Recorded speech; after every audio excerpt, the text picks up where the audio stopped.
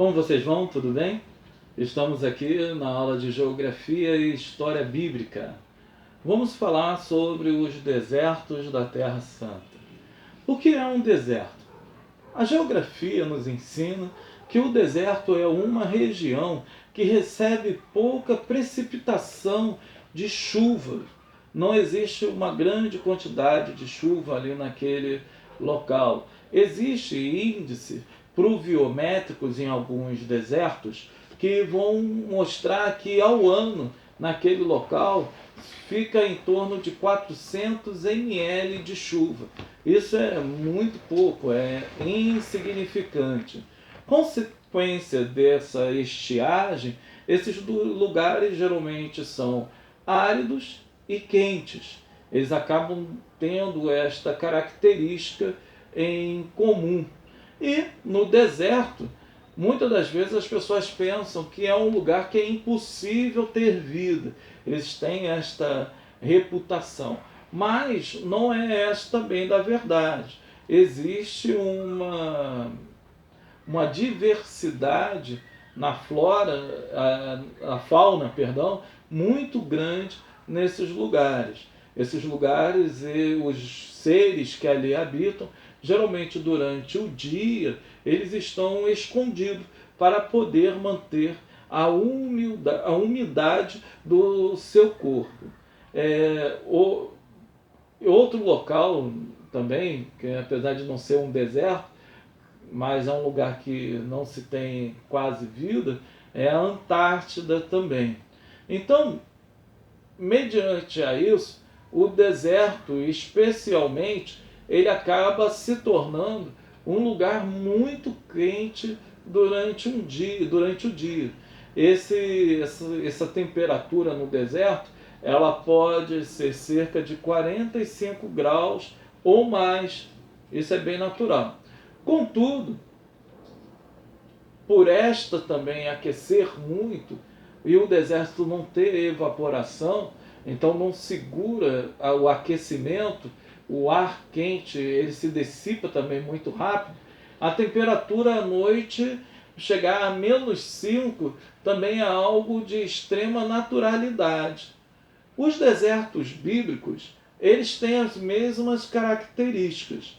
E vimos no decorrer das escrituras sagradas que esses desertos eles fazem parte da história de Israel, do povo de Israel, tanto do Antigo Testamento até o Novo Testamento também.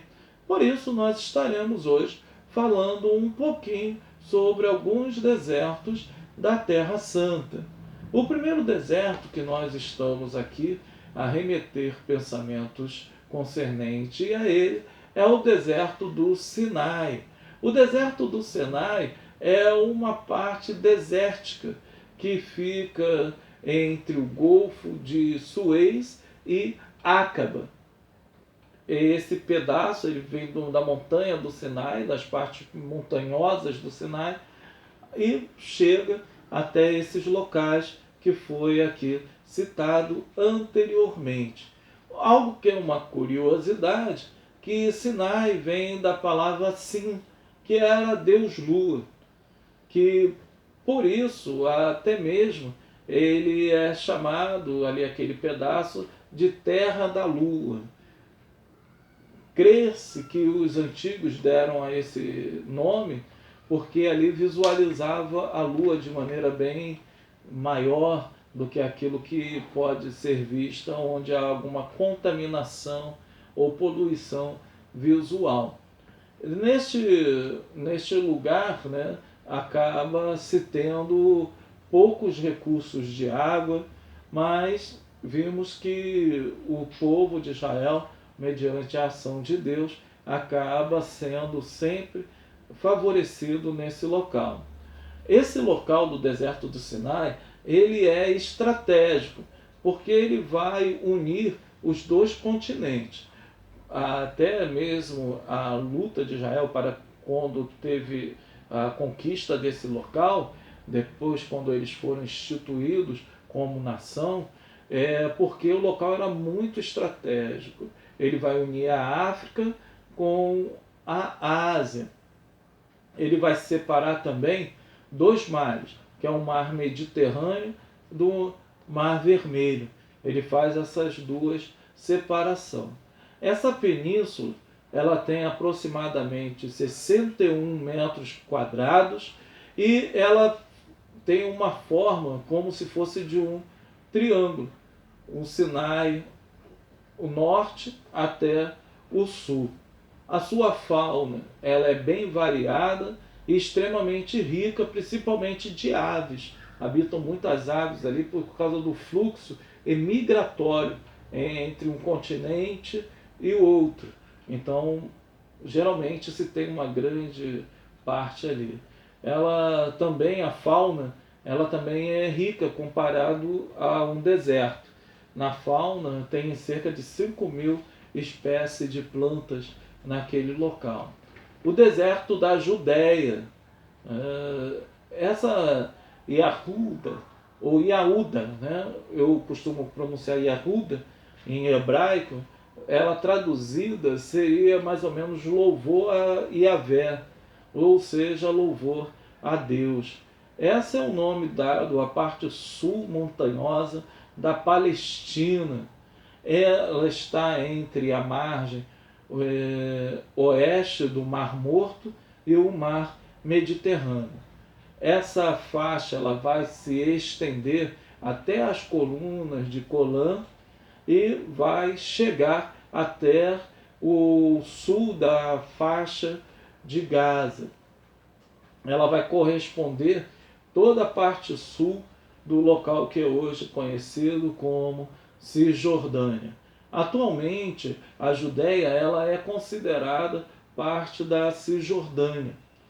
Os árabes, enquanto os israelenses acabam lutando por essa região também para poder fazer uma anexar ela juntamente com Israel. Elas acabam dividindo Jerusalém ocidental e oriental, né, como sua capital. As Nações Unidas, em 1948, acabou determinando que esse trecho de terra, a parte sul, pertencesse à Cisjordânia. Desertos de Jericó, Bet-Aven e Gabã. O deserto de Jericó fica no território de Benjamim. Esse desassolado território forma, segundo descreve o pastor Teguinini, um longo de um desfiladeiro bem rochoso de 15 quilômetros, que vai descer até Jerusalém a Jericó, né? Melhor, de Jerusalém até chegar a Jericó. Nessas áreas se encontram muitas cavernas. É ali que muitos profetas, pessoas que não eram abastadas, ou até mesmo pessoas procuradas na justiça, acabavam habitando naquele local para poder utilizar as cavernas como uma moradia natural, onde eles não precisavam pagar impostos naquele local. Essa região ela vai servir de cenário para a parábola do bom samaritano, que conta o nosso Senhor Jesus Cristo. Exatamente porque naquele local haviam sociedades patriarcais, famílias, pelo fato de ser um pouco afastado da sociedade. Vimos também que Bet-Aven e Gabaão são outros importantes desertos de Jericó. Gabaão, por exemplo, obteve Josué importante vitória contra os inimigos de Israel. Israel, ele vence nos desertos, é o texto que ali é referido no nosso livro. 50% das terras israelitas, elas são ocupadas pelo deserto de Negev. No entanto, o novo Estado de Israel, ele prospera nessas áreas. Ele está, inclusive, transformando, vencendo essa aridez, transformando num lugar mais fértil que tem em Israel, através da ação da ciência mais a agricultura. O pastor Abraão de Almeida, ele vai entender vai falar sobre este local. Ele vai citar o seguinte: o progresso obtido por Israel na transformação de Negev em um jardim regado são de fato impressionantes. Desde o início da década de 80, vem sendo aplicado mais de 3 bilhões de dólares na construção de estradas, arquedutos e linhas de comunicação a fim de abrigar novas instalações militares e cerca de 100 de novos povoados agrícolas. Israel ela vive com a escassez de água e a sua tecnologia muito avançada acaba elaborando uma vida próspera em meio ao deserto. Encerramos aqui a aula de hoje de Geografia Bíblica. Espero que Deus vos abençoe.